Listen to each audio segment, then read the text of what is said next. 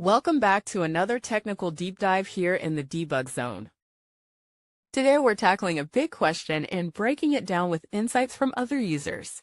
Hopefully this clears up some misconceptions and helps you get the answer you need.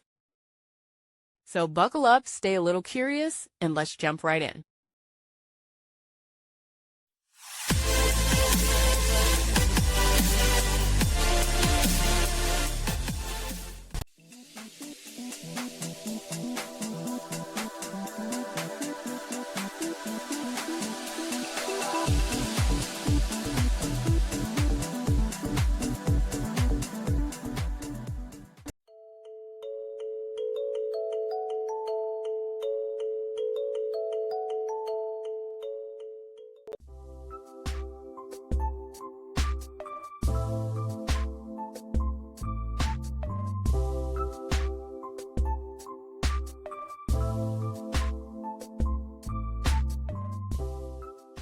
And that's a wrap.